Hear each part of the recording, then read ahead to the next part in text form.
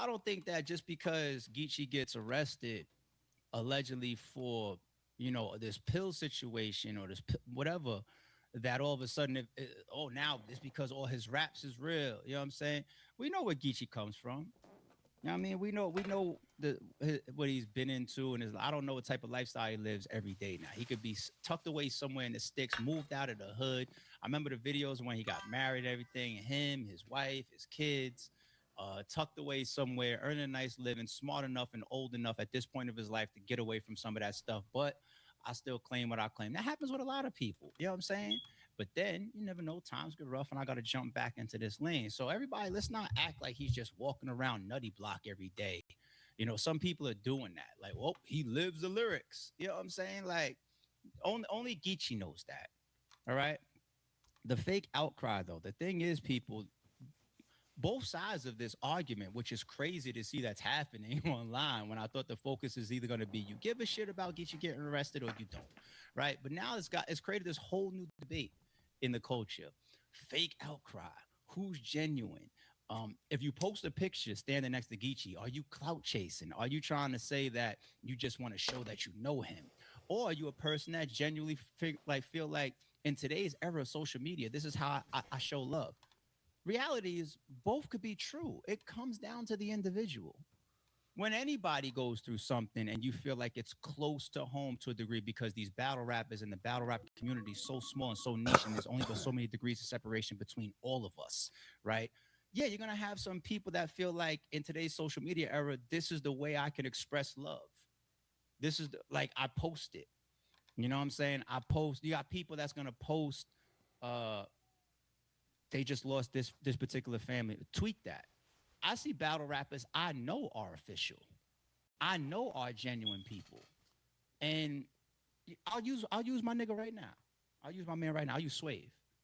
Swave is one of the people I'm most close to as a battle rapper from battle rap that I fuck with on that level. There's only but so many people that I fuck with like I fuck with Swave. Okay.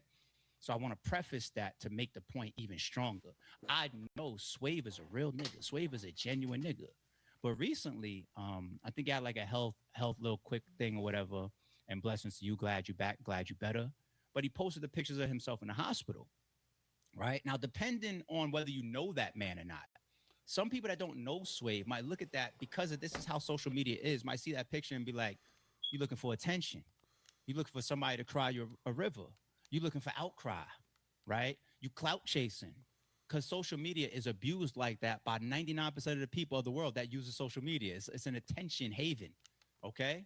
Then you got other people that's going to say, no, this is also today's era of getting the message out for those that do care. I know text messages and phone calls don't work the way they used to.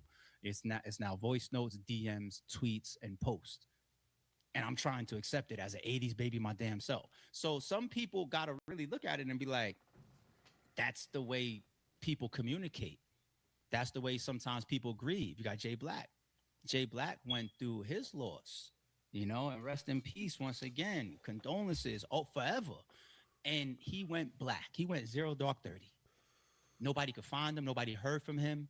People started trying to, what's going on with the Tech Nine stuff going? They try to bring. He's like, yo, this is how I grieve.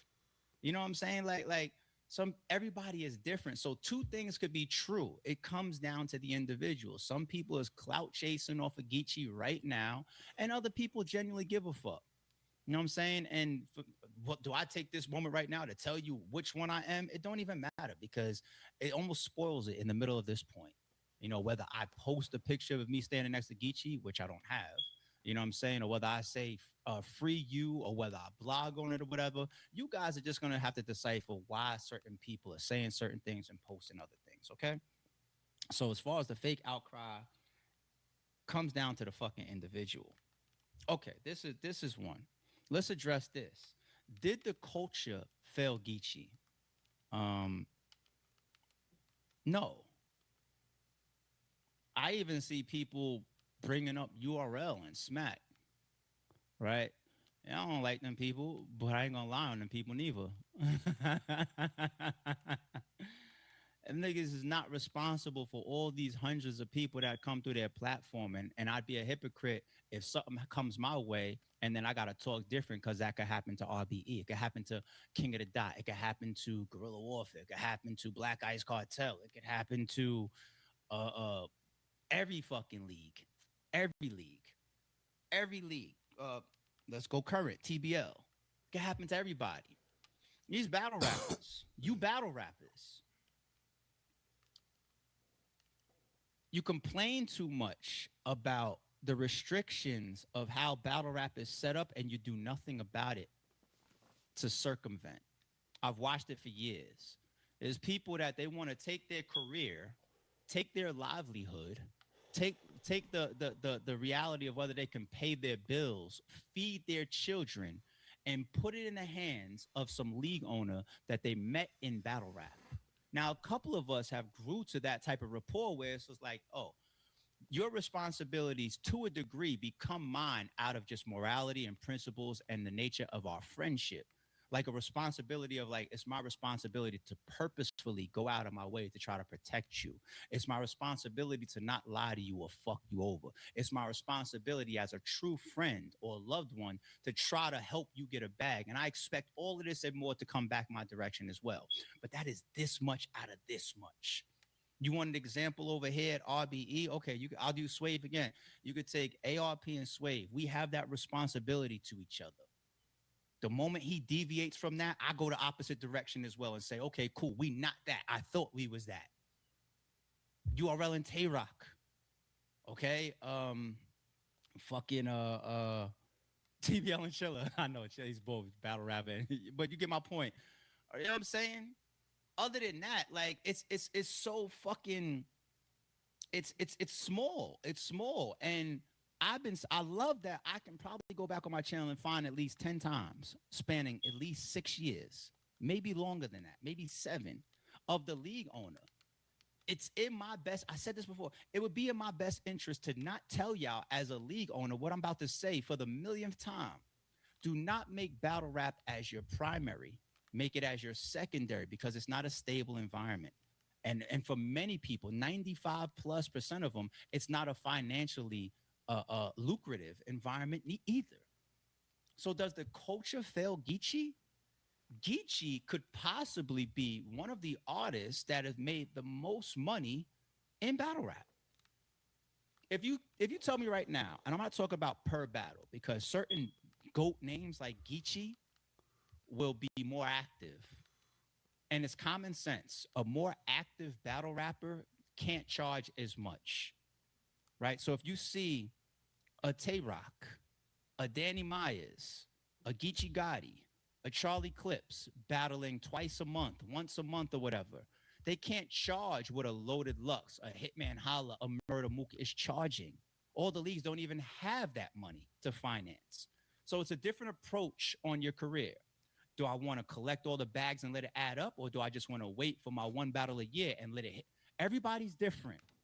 It's for y'all to sort out the industry and sift through and compare that with what you got going on in your regular life and do what works the most, okay? But anyway, if I take a collective of every battle rapper and you say ARP, of every battle rapper, give me 30 that you believe has made in total the most money added up together. Just 30. And we know probably thousands of battle rappers. Geechee would be in that 30 that I would select. Why? Because he's been a part of the strong era. He's been a part of what a lot of people call out of the caffeine era. He's been a part of the bag chasing era, which is like now the last 3 years for battle rappers, right? When the sponsors is in and out, certain leagues is down and the activity is, you know what I'm saying? But he's still Geechee. So even in that era, he can get booked like this. He can still get booked. It's not going to be as much like I explained, but he's going to get booked. You know what I'm saying? These is hustlers. I've said publicly and privately years ago as well. I said the top hustler in battle rap to me is hustler. And when I say hustler, not with a negative connotation, I'm talking about knowing how to get to it, knowing how to maneuver, knowing how to move around, knowing how to negotiate, knowing how to maintain and build relationships with 50 different league owners, knowing how to show up and keep your fans engaged with you, knowing how to use and leverage your artistry and your celebrity. Arsenal, the top hustler to me, okay? The top hustler when it comes to battle rap. Somebody that when it's all said and done, forget the rapping side and the artistry side and the Mount Rushmore side and the fact that he created disrespect and all this type of shit. Just as far as making it work for me, as somebody from a fucking child to gray hairs that was able to sustain off of battle rap money. There's not a lot of those people. Those are your top hustlers, know how to use all of this shit to their benefit. So if Geechee is in that pocket of people that have that type of opportunity and he's earned it and he's built it, how could we then turn around and put the responsibility on other grown men and women and say the culture failed him? It's what we do with these opportunities. It's what we do with them. You know what I'm saying? Some people take these opportunities and start podcasts and start leagues and get into TV or keep battling or and all these type of things. Nobody, you could walk the horse to the water, but you can't, right? It's the same concept. So the owners of URL, they don't have their own responsibilities. They don't. You know how much as a league owner we are put in those positions to manage your career, to make or break your career, to make sure you feed yourself or your children. I don't want those responsibilities. Nobody does, even if we're put in those situations. And if somebody keeps it real with you, they're going to tell you they don't want those fucking responsibilities either. You know? And Geechee's are actually above that. He's in a place where his name, his ability, his talent, he's not the struggling to get seen or to get booked type of entity. Okay? I was texting with him a week and a half ago about the card after my March card. And I was gonna put him on, me and him was both down to put him on my March card.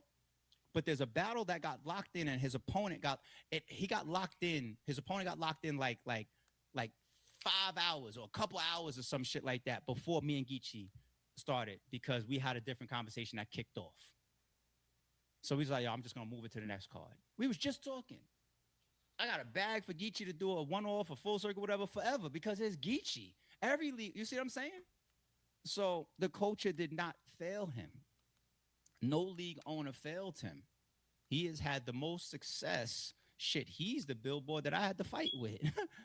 You know, caffeine kicks off, and we're driving down the highway, and you're trying to decide, do we go to this URL shit or do we go to this RBE shit that's in Atlanta the same day?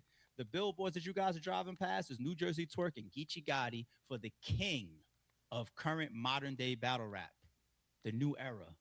This is Geechee. The culture didn't fail him. Okay, so let's stop that debate online. All right. Things will get worse. I jotted that down. When I say things will get worse, I just want to be consistent with the same things I say to people behind the scenes. I want to be able to say them publicly, and I feel like this is going to crack into the next piece and the last piece, which is perception isn't reality. And for anybody that thinks different, then go ahead and come up to speed if for whatever reason you didn't know this already. Okay, when I say it's going to get worse, we all come up from hip hop, and if you're an 80s baby or even a 90s baby, you know the origins. You appreciate the origins. You know whether it was at the lunch tables, the street corners, whether it was on beat, whether people were reusing verses like a Uncasa, you know, and it was accepted back then, whether you're standing in a cipher and it's still interpreted as a battle, or you're going back and forth verse for verse with somebody like Goods and Jay Mills and whoever stops rapping first. We got all these different forms of early modern day battle rap. Kid and Play, House Party.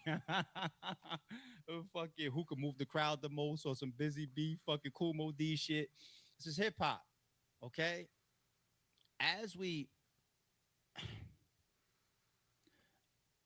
continue to migrate it, fast forward like the DVD era, and then the YouTube internet era of battle rap, where people are able to know their opponent, have time, take out, write for each other,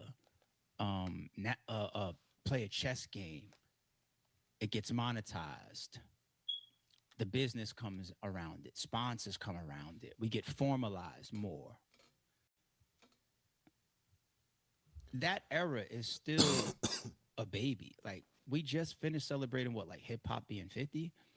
That era of battle rap is from a historic standpoint or history standpoint, it's still a baby. You know, that means that all of your peak battle rap era as well as your golden era as well as the start, those three eras, those three, and they kind of intermingle a little bit. We know all of those league owners and we know all of those battle rappers. There's a couple names that have come on in the last 2, 3 years. Are they crashing? Are they through the roof? Are they able to headline and fill up an arena? Can they make me hundreds of thousands of dollars on a pay per view? No. That means that we're not a booming industry. And if I want to focus just on all the league owners and battle rappers, which is why you keep the industry was never to do bars over names and move away from these people. That golden era is still the highest drawing people. You still got to call people that were on those DVDs or you know, did fucking street status early wave documentary shit that's come a Charlie Clips, a fucking a DNA, a K Shine, a Goods, you know what I'm saying? We still got to call these guys today, and they're still the biggest drawers today. I said all of that to say that means that all of these guys on the younger side are in at least their 30s. That's on the younger side. That's the being nice side. A majority of them are all in their 40s now or knocking on 40. And a couple of them are in their 50s. No bullshit. A couple of them. Okay? That's how young battle rap still is. We don't even span multiple, like it's 100 years old or something. No, as far as modernized, monetized battle rap. What does that mean to me? If battle rap never reached the business rotation of, like, let's say, sports, real legitimized sports, the NBA, let's use that. If it never got to that, if we never got to those sponsors, if we never got to that type of appeal, if we never were consistently on TV, if we never even got to the point of where our battles, our cards, our events reach outside battle rap media, we never even reached that.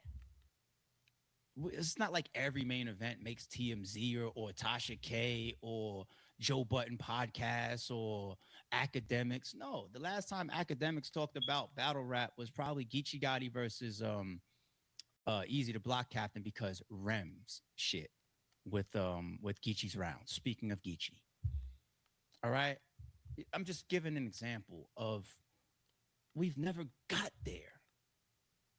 If I ask you right now, how many battle rappers do you think are millionaires? And I'm not going to say that 3 of them are. I'm not going to. But if you said more than 3, you would be crazy. And it's not 3. It's not. I guarantee you it's not. I'll put money up it's not. All 3 of them. If they existed, they don't. Okay? And there's a bunch of league owners, some of your biggest league owners broke as shit. You know what I'm saying? And I'm not using that as a negative, like to be brokenness. All I'm trying to say is things are going to get worse because all these people that are in their 30s, knocking on 40 or already in their 40s, what, they're going to wake up tomorrow now and start brand new careers?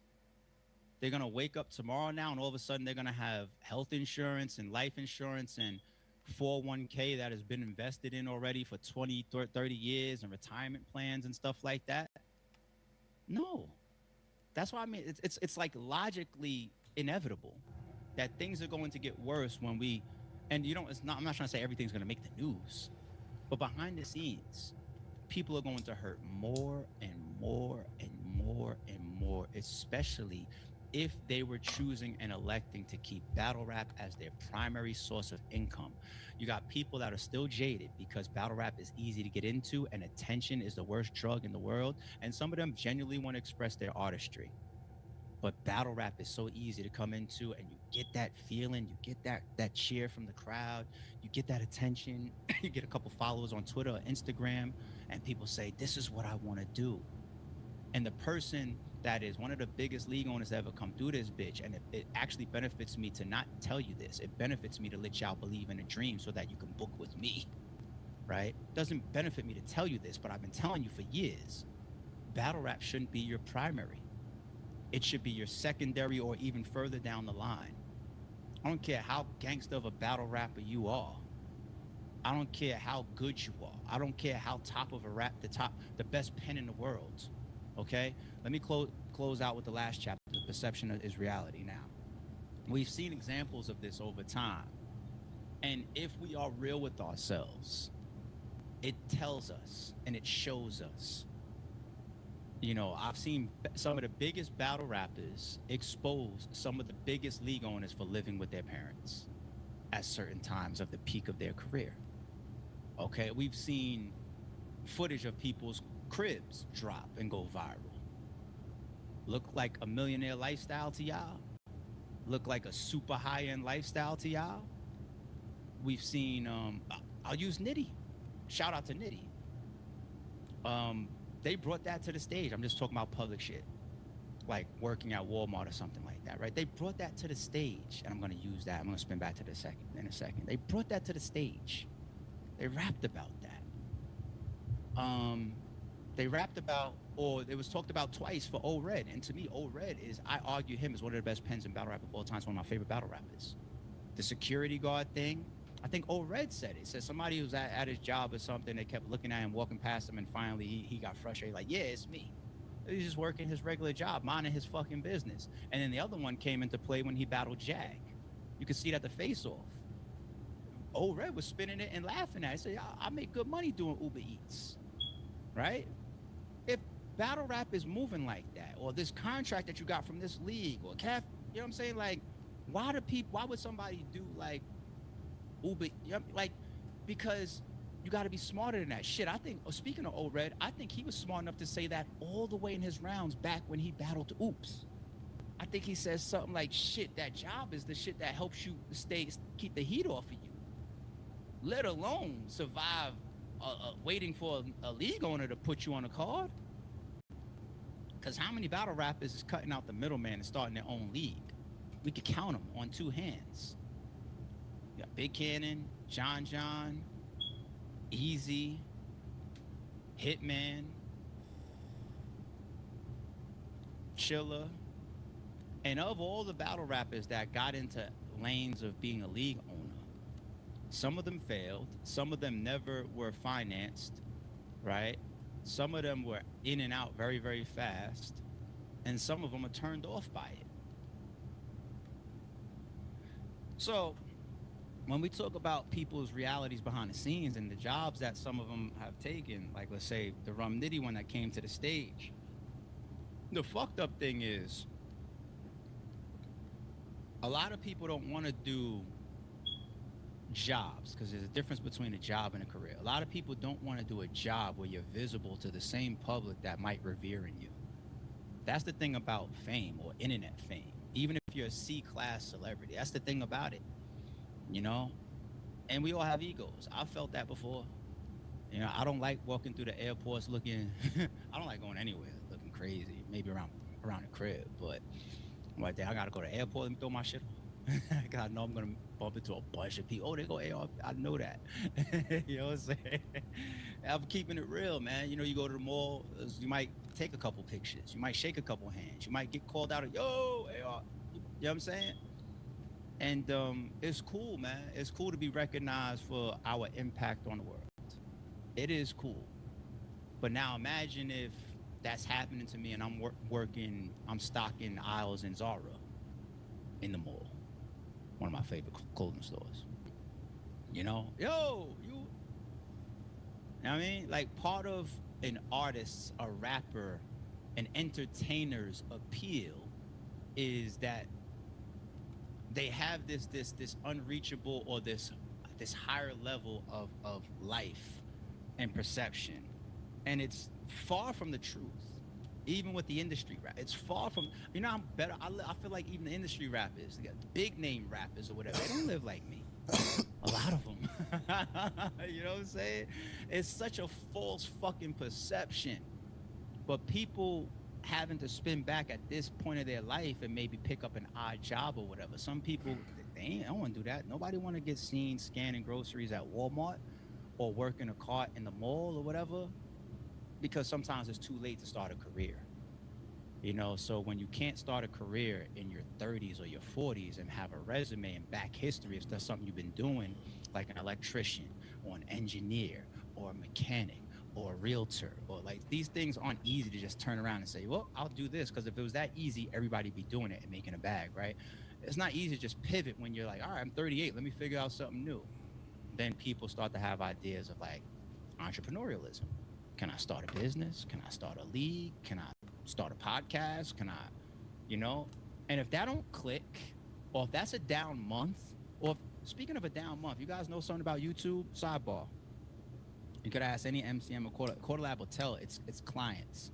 If you have big content, like if I was gonna release a full circle battle, don't release it in December, January, and maybe not even February.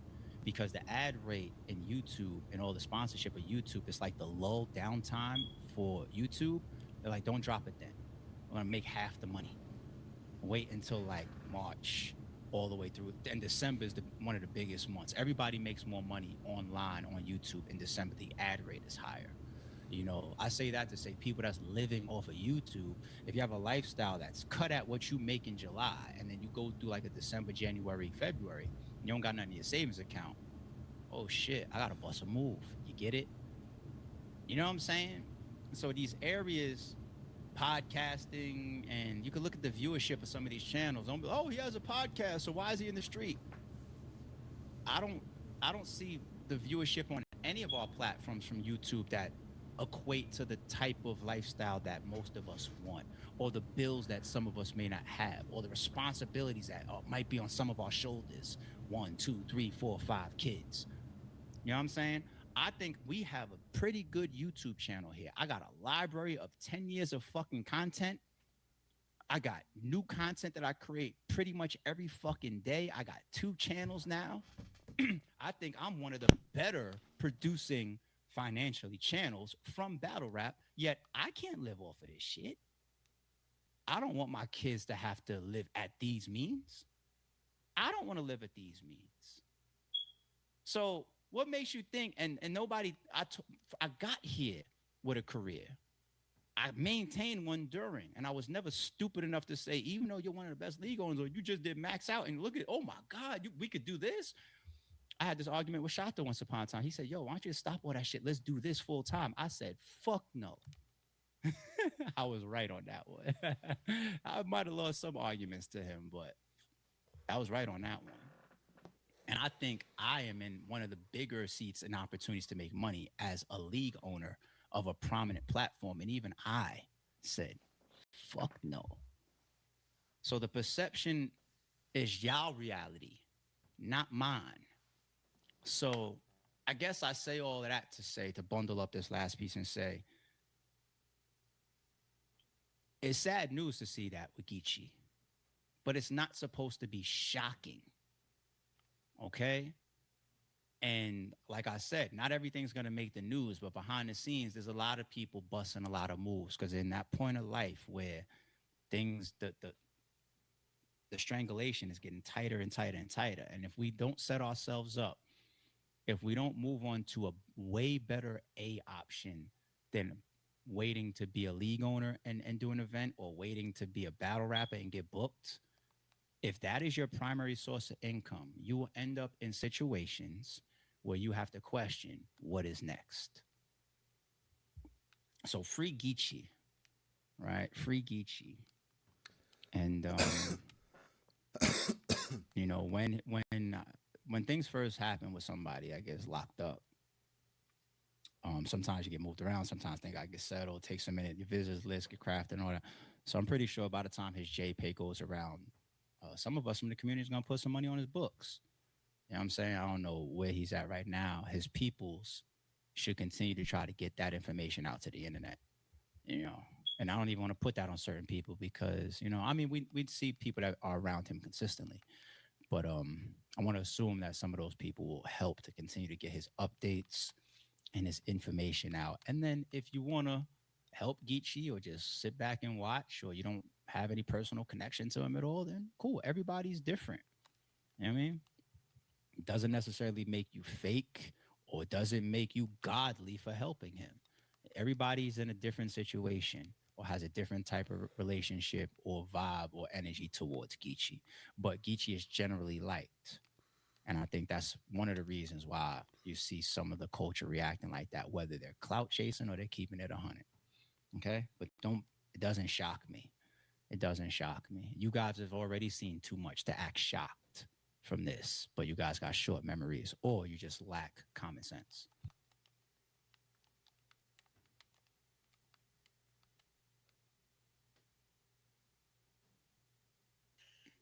The plague got real dark out there, huh? I mean, people ask for the proof. Mickey delivered the proof. I feel like anybody that tries to, I don't know, move the goalpost on that one, I mean, it is what it is. People will say, it's not the entire round, or y'all do what y'all do. You know what I'm saying? Like hip hop is already a cardinal sin. In battle rap, I feel like it's even worse. And don't forget, battle rap, we get the credit for having the rawest, purest form of hip hop. All right. We preserve the lyricist, the true lyricism of hip hop, battle rap. And you battle rappers, man, this one right here, it hits harder when it's previously known as a Mount Rushmore candidate. Can't put him there anymore. Once you have battles that you've had writing for, it's already like, man, it's past being in question. But we're talking about big battles. We're talking about goats. These are all first ballot Hall of Famers. You're talking Averb, right?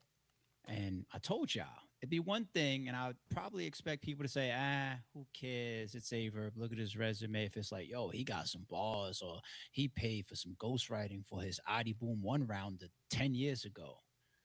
This is recent. This is caffeine era. This is versus the GOAT Geechee Gotti. This is versus the GOAT Calico. These battles also have meaning. The Midwest thing within itself is a big deal. Even when I did, like, let's say Ill Will versus Calico, there was that narrative, Midwest supremacy. When we did Hitman versus Calico, Midwest supremacy. The New York, the East Coast, and Midwest history. To have Verb having bars that he paid for versus Geechee and Calico, big battles, high paid battles. And I saw Mickey even say, he spoke to Beasley and the amount that Verb got for those battles is some, 25, 30. And I kind of nailed that guess the other day. So I was guessing, I was breaking down the numbers based on his first tracker, how many times he probably got paid significant bags. A Ward, Lux, I don't even want to count Mook. And maybe a couple other on caffeine. And now I know the range for all of them. So if I really do the math on your career, but it's not about how much money Averb makes. I could give two shits about that. We want to stay hip hop today. I know a lot of y'all probably seen this video at this point, and I'm gonna play it, and now I'm gonna do some in between reactions to the points and some of the breakdowns and the revelations and the screenshots. I don't know if I'm gonna have any more questions, but here's another thing before I click play that I did realize, just quick connecting the dots. Just another reason why I'm like, damn, like there's no way to lie around this, even though the evidence is in the video. There's no way to lie around it, even from a common sense standpoint. It's like Calico and Geechee are goats that you're not supposed to be writing for anybody, period. But for it to be those battles, it's that much more of a bigger deal. But them being caffeine battles also shows me, like, don't try to fucking make a fool out of me. Caffeine era, remember, 2-3 events per month. The pace of it was fast. The delivery of all those events and matchups, boom, boom, boom, boom, boom. Right? People were saying it's going too fast. Fans were even saying, like, you give me too much content, too many cards. Let me enjoy this card and this rollout right here. That's the way that caffeine shit was rolling. I know a lot of people thought that money was gonna last forever, or those opportunities were gonna last forever. But you be damned if you got these type of caffeine checks that you don't get outside of this particular situation. And maybe you think it's gonna last a long time. Now's not the time to be choking and tripping up. These battles is coming on 30-day notice. So, as much as I am capable as a rapper for sitting down for a month or two with just prep time and coming up with a masterpiece, all that goes off the table when I'm now getting my biggest checks ever. Oh, There's what the fuck? financial desperation at play here, and 30-day notice caffeine checks is on the table. You want to know what else it even makes me tied to? It was a lie, but what was Averb's excuse publicly on Twitter, documented, saved, screenshotted, when he blasted away the RBE card to go do the Lux battle? He said, I have to sit down and rack my brain for this. Remember? Remember those tweets? Matter of fact, it's not even just tweets. He's got lives that he did as well. He's sitting down like in a restaurant by himself, talking to a stream or whatever. He went live on like social media or something. You know, I got all those videos, right? And he sat there and he said, "Nah, I gotta rack my brain for this." People like Matt for coming out and tweeting him because he's messing up Matt. Because we're gonna put one of the battles I think on Maps called the Math and Hollow maybe. So he was like, "Damn, what's going on here?" And he was just keeping it real as being a rapper. And Matt was just like, and Math wasn't the only one. It was bloggers too. They was doing the circumstances of it, like this Iron Solomon battle's like in January, and the Lux battle's like in July. Like, what are you talking about? There's plenty of time. I don't know. I don't know. Were you telling the truth that you really? So which one is the lie? And both are bad. Oh, it's all a lie with him. But now I'm being a jerk. You know what I'm saying? Like it's like, wait, I really needed to rack my brain for that. So then it makes sense in the caffeine 30-day notice era to I gotta pay for some bars now because these checks right here is I'm finally getting some real money out of battle rap. Or is it that you don't really need time and you're a fast prep person, and then you just lied about the Iron Solomon battle as far as you being documented on Twitter and on social media live saying I need to sit down and correlate my thoughts and get my mind together. And speaking of how much he trumps up and he validates himself based on Lux and Mook so much. Speaking of that, I'm just curious. 15 minutes of fame, hip hop is real.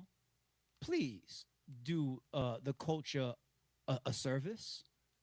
As a matter of fact, you could ask every battle rapper that you run into. I know people like Knowledge will. Once he got a topic, boy, he asking every single battle rapper that he crosses paths with. I might have to do an upcoming hip hop because I'm going to see Knowledge pretty soon.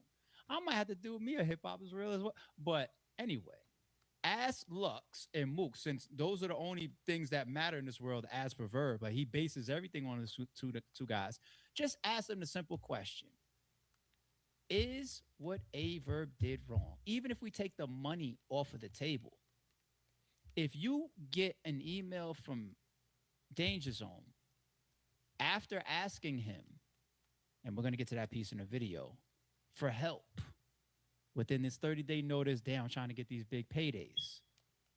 And you take bars and then you just put like A Verb's cadences and flows around it so that none of us know that it's somebody else, which is actually a smart way to use a ghostwriter. One of the smartest, if you ask me, not just taking somebody's bars and memorizing them and rapping them, but instead taking somebody's structured bars and punches and schemes and saying, okay, this build up right here, I'm gonna take this, I'm gonna put the lead in and the dropout after it, and I'm gonna right. That's the smarter way to do it. So it all sounds like Aver, but just ask them. Lux and Mook, is this right for a battle rapper to do? Especially an alleged Mount Rushmore candidate or GOAT or a legend when battling other GOATs in big battles, high paid battles at that? You might owe URL some money.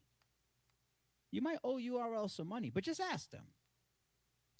The fact that they're paid for makes it even worse. That's the super intentional. I'm looking to hire you. All right, Mickey. Good to see you, Capo. It's been a second. Blessings, G. Good to see you, man. Members in the building. Mickey, let's check.